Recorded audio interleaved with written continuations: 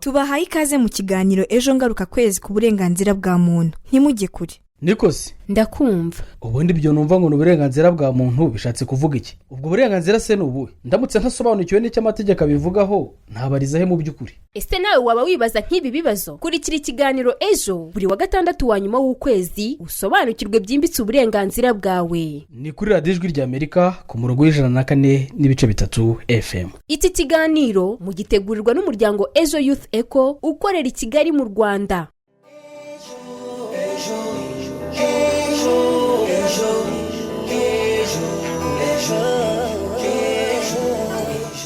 Amahoro y'Imana abe kuri mwese mukomeje gukurikira gahunda za Radio Ijwi ry'Amerika yumvikanira ku murongo w'104.3 FM. By'umwihariko tukaba tugeze mu mwanya w'ikiganiro ejo, ikiganiro mutegurirwa kandi mukanagezwaho n'umuryango Ejo Youth Eco ukoresha itangazamakuru mu kwimakaza umuco w'amahoro mu Rwanda no mu karere k'ibiyaga bigari.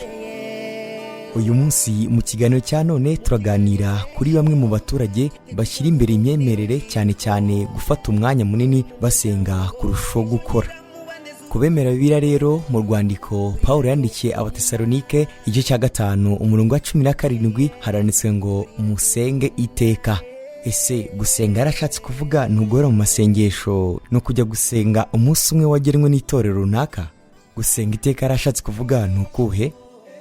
Rero nkuko bisanzwe namwe muhabwa umwanya mugatanga ibitekerezo byanyu, ngaho rero nimutubwire ese mwumva bikwiriye cyangwa se hari icyo bitwaye mu gihe umwe mu bashakanye afashe umwanya munini akawuharira amasengesho kuruta ugukorera urugo.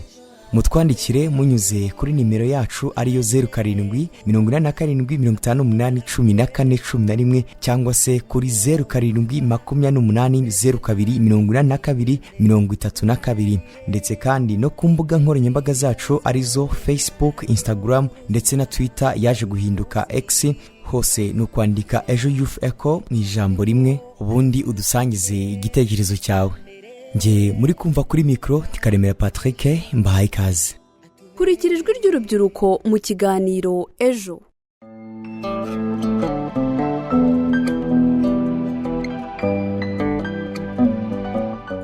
Iki ni ikiganiro ejo ukomeje gukurikira.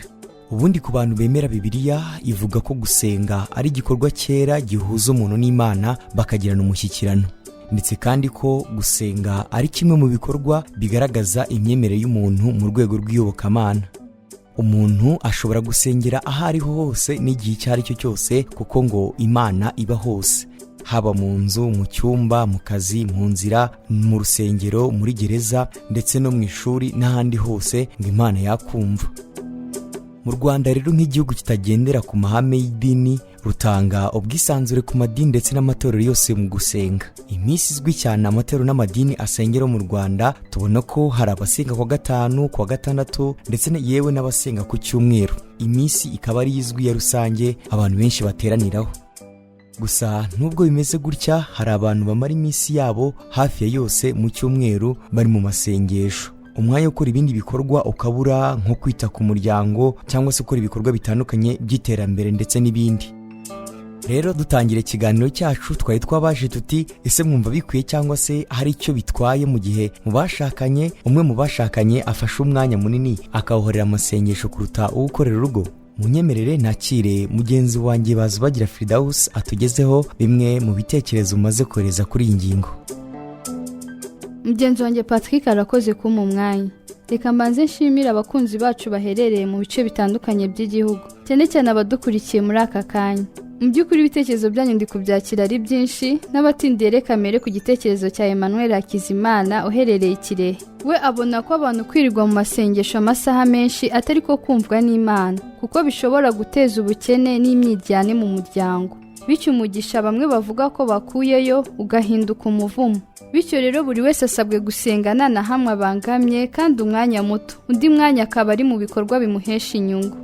Undi nawe wagize icyo avuga ni Jean niyo twizeye uherereye Kicukiro. Aragira ati sinshyigikiye abajya gutakaza umwanya munini mu masengesho kuko ibyo dukeneye biri muri bagenzi bacu. dukwiye kuba hari ibyo dukora bagenzi bacu badashoboye bigatuma babyifuza bityo bakaduha amafaranga. Rero cya gihe abantu batakaza basenga birenze urugero nicyo cyakatubyariye umusaruro. Gusa nabo sibo, ni ubushukanyi bubera mu nsengero babumvisha kuboneka muri gahunda z'idini kenshi ari w'Imana ishima. Reka nshimire abakunzi bacu nanabashishikariza gukomeza kohereza ubutumwa. Barakoze cyane abamaze kuduha ibitekerezo. Dukomeje n'ikiganiro ejo cy'uyu munsi rero twifuje kumenya abayobozi b'amadini n'amatorero ndetse kandi n'abaturage batandukanye icyo bavuga kuri iyi myitwarire y'umwe mu bashakanye umara iminsi cyangwa se abamara iminsi yabo hafi ya yose mu cyumweru bari mu masengesho, umwanya wo gukora ibindi bikorwa ukabura nko kwita ku muryango cyangwa se gukora ibindi bikorwa bitandukanye by'iterambere ndetse n'ibindi. Mugenzi wacu Nkuriza Pacifique rero reka muhe umwanya atugezeho inkuru irambuye. Gusenga cyangwa kugira indi myemerere cyangwa imyizerere ni bumwe mu burenganzira ikiremwamuntu cyemerewe. Mu itangazo mpuzamahanga u Rwanda rwashyizeho umukono rigaruka ku mahame agendanye n'uburenganzira bwa muntu, mu ngingo yaryo ya 18 ivuga ko umuntu wese afite uburenganzira bwo kwisanzura mu bitekerezo, umutimanama no guhitamo idini.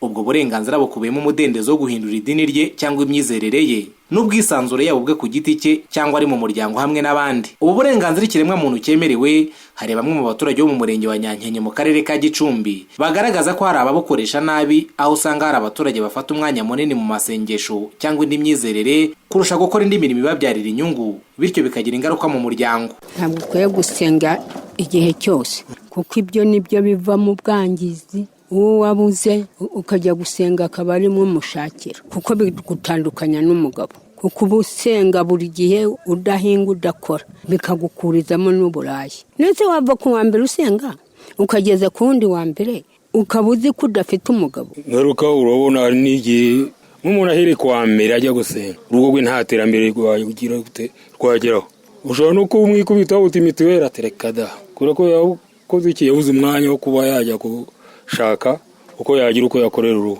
Tera ubukene ubundi se gusenga ni uguhora mu rusengero ntukore imirimo yo mu rugo, biteza ikibazo nyine bakagwana bakicana, bibaho nyine bakigwa bagatera imvururu mu rugo kubera hazamo n'ubukene nyine ntibahinge, basanga n'urugo nta rukubura yigwa muri izo nsengero. Nk'umudamu atashye nijoro agasanga umugabo ari mu rugo, wenda umugabo avuye nko kubaka gukora ubufundi, umugabo yanamukubita, umugore ubwo habamo ubutandukane. Yabamuhora iki?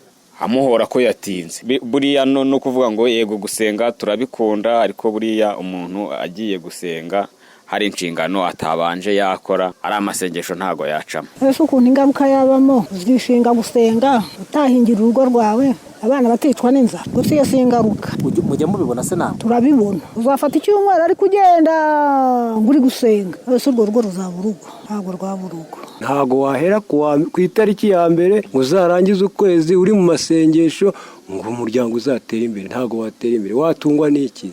Mbarushimana ni izina twahimbye umwe mu baturage bo mu murenge wa Nyankenye, uvuga ko yahuye n'ikibazo cyo kuba bashakanye amaze imyaka 5 umwanya munini yarawuhariye kujya mu bikorwa by'amasengesho. Arasobanura uko byagenze n'ingaruka yahuye nazo. Jewe n'uwo twashakanye dusenga mu matorero atandukanye. Ku cyumweru ni amateraniro ya rusange, ku wa mbere hari aho bajya ngo ni mu byumba by'amasengesho bakirwa iyo kaza ku mugoroba, aboneka ku wa kabiri, ku wa gatatu no kujya kwiga indirimbo, ku wa kane ni amasengesho ku itorero ku rusengero rwabo, ku wa gatanu ashobora kuboneka ho gato cyangwa akajya gusura abandi bantu bakajya gusengana mu ngo zabo, ku wa gatandatu no gusubira ku rusengero kurepeta. Ibyo bintu rero ugasanga bisubiza urugo inyuma, ibyo yakabaye akora cyangwa se yakabaye amfasha, kuko nkanjye ntago nkunda kuba mpari, nanjye managiye guhigira urugo. Hari umurimo nkora wenda si ngombwa ko nawuvuga, ariko ni umurimo winjiza. Dufite abana twifuza ko batera imbere, ariko ugasanga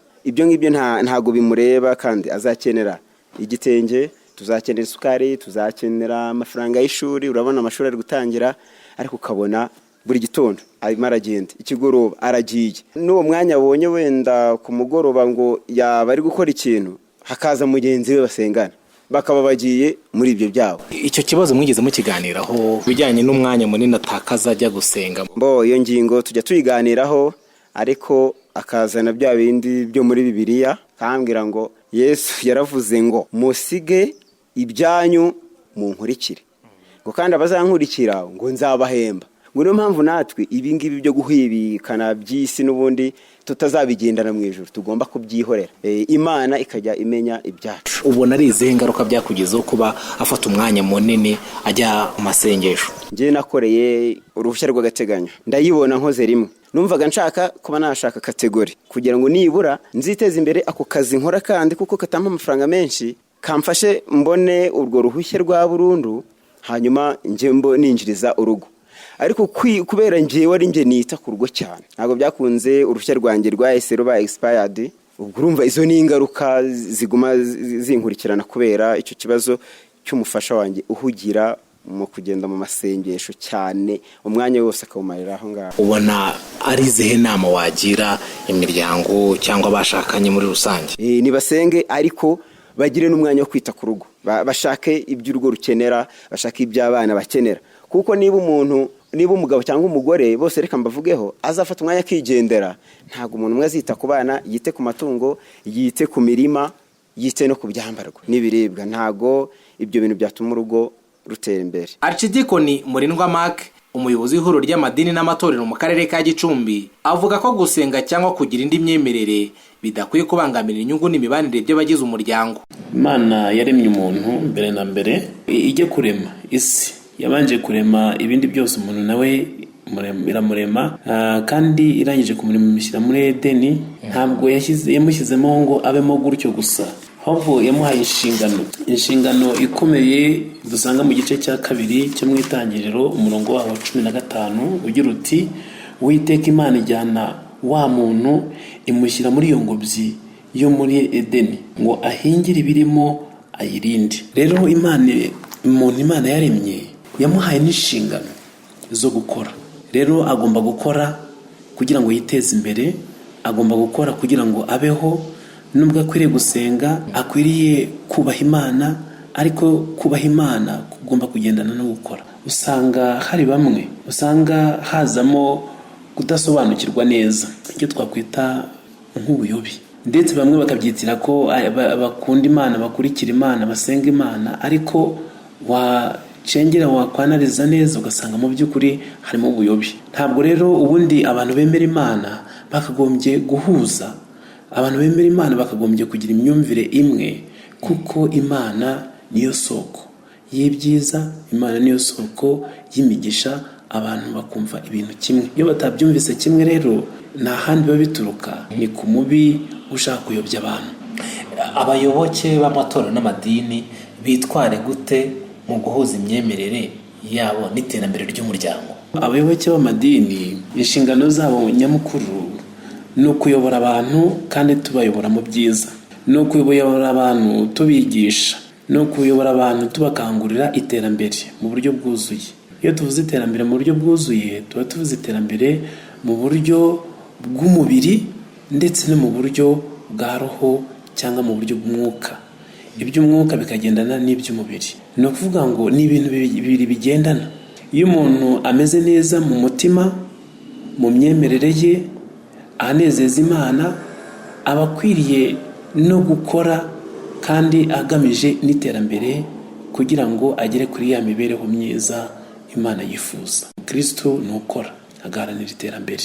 Kristo ni ukoresha impano ze Imana yamuhaye, agakoresha n'igihe cye Imana yamuhaye akakibyaza umusaruro. Kuko mu bintu Imana izatubaza nabyo birimo. Ko naguhaye ubwenge wabukoresheje ute? Ko naguhaye igihe cyanjye wagikoresheje ute? Ko naguhaye amahirwe wayakoresheje ute? Tukwiriye kuzirikana ko mu by'Imana izabaza abantu nabyo birimo. Nubwo umuntu afite uburenganzira bwo kwisanzura mu mitekerereze, mu myemerere no mu guhitamo idini, mu ngingo ya 37 yo mu itegeko nshinga rya Repubulika y'u Rwanda ryo mu mwaka wa 2003 nk'uko ryavuguruwe muri 2015, mu gaka kayo ka 2 kavuga ko kwamamaza ivangura rishingiye ku isanomuzi, ku karere, ku bwoko cyangwa ku macakubiri ayo ari yo yose bihanwa n'amategeko. Nkurunziza Pacifique kubw'ikiganiro Ejo.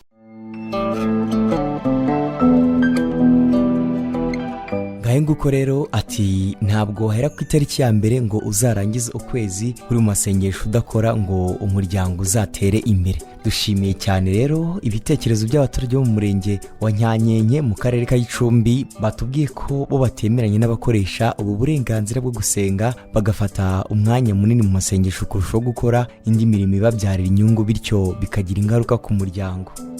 Dushimire kandi uwahawe izina rihimbano Mbarushimana wo murenge wa Nyanyenye waduhaye ubuhamya bw'uko uwo bashakanye amaze imyaka 5 umwanya munini yarawuhariye kujya mu bikorwa by'amasengesho bityo bikaba byaratumye iterambere ry'umuryango wabo ridindira kubera ko ari we wenyine ukora.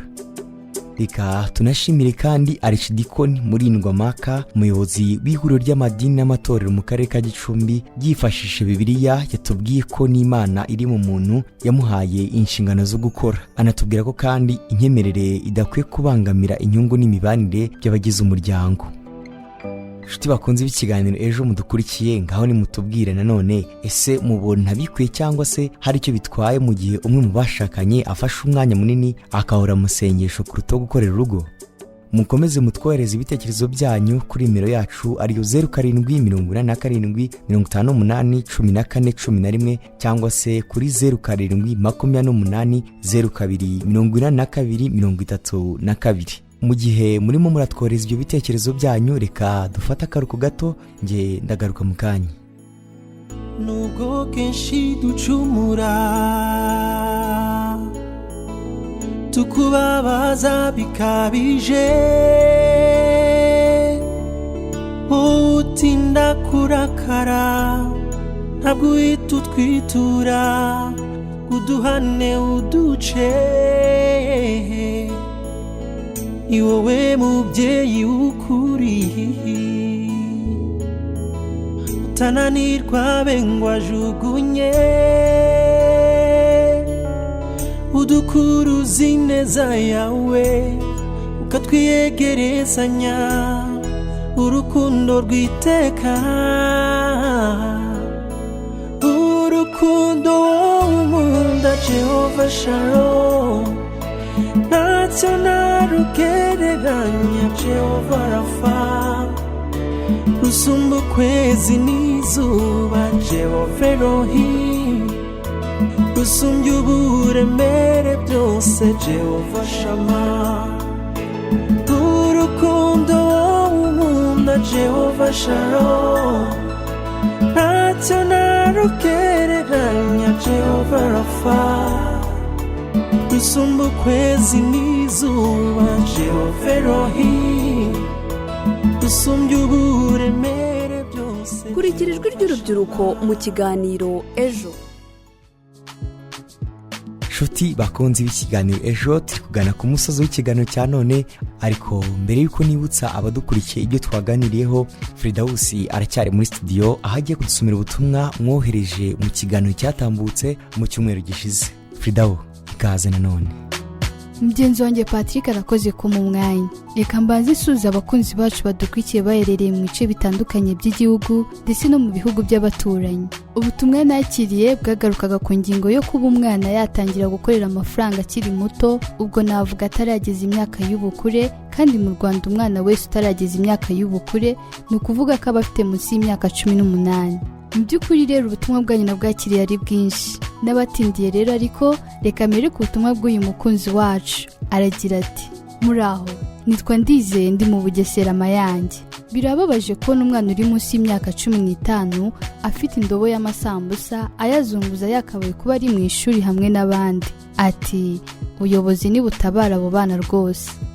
Kadukomereze ku butumwa bwa Didi aragira ati amahoro nitwa Didi umwanditsi w'ibitabo nkaba n'umurezi. Umwana utujuje imyaka 18 nakwiye gukorera amafaranga ahubwo akwiye kuba ari ku ishuri kuko ishuri ari ryo rufunguzo rw'iterambere rirambye.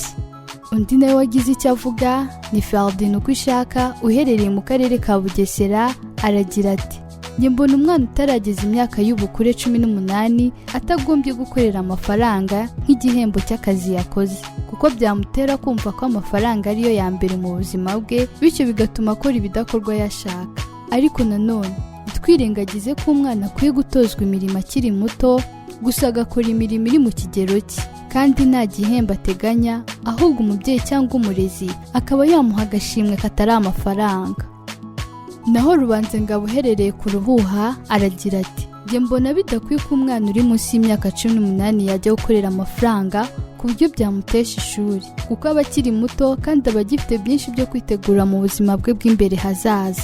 Ariko nanone umwana uri munsi y'imyaka 18 ashobora gukora imirimo yamubyarira amafaranga ariko atagiye gukorera amafaranga, ko buri umurimo umuntu awutozwa hakiri kare agakurana umuco wo gukunda umurimo, bitandukanye n'akazi, kuko akazi gahabwa umuntu wujuje imyaka yo gukora. Ariko umwana yatozwa imirimo yamubyarira amafaranga, urugero korora udukwavu, inkoko ndetse n'andi matungo magufi.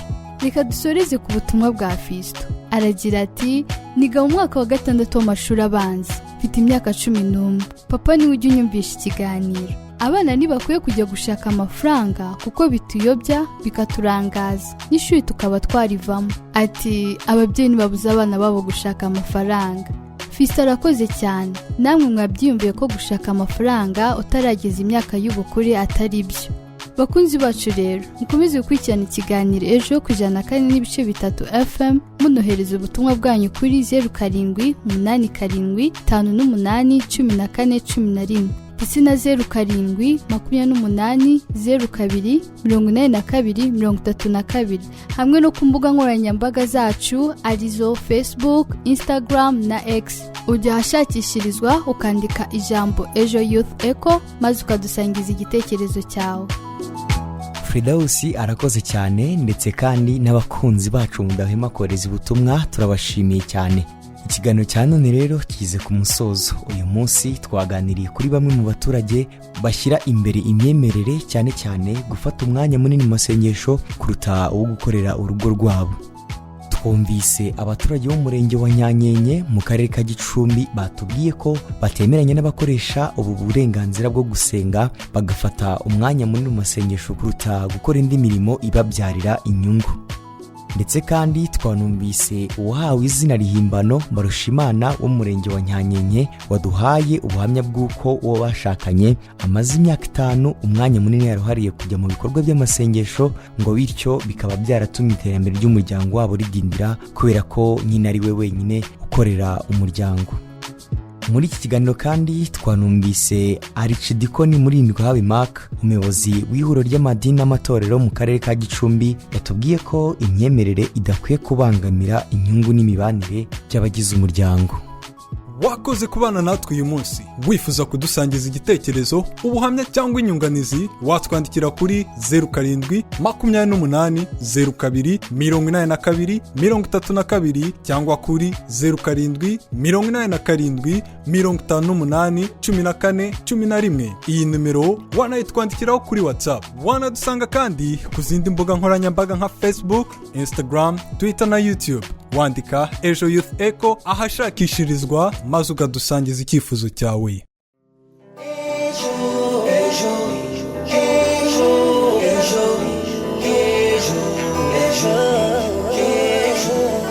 Nshuti bakunzi, mwari mukurikiye ikiganiro Ejo rero nta tugisoreje. Munyemerere nshimire buri wese wagize uruhare kugira ngo iki kiganiro gitambuke, by'umwihariko Mizero Crespe wari uri ku buhanga bw'ibyuma, ndetse na Nadine Uwamahoro wari wagara iki kiganiro. Namwe mwese kandi twabanye muri iki kiganiro ndabashimiye. Ikiganiro Ejo nakagaruka, mwari kumwe nanjye Karemera Patrick. Tuzasubira ubutaha mu kiganiro Ejo.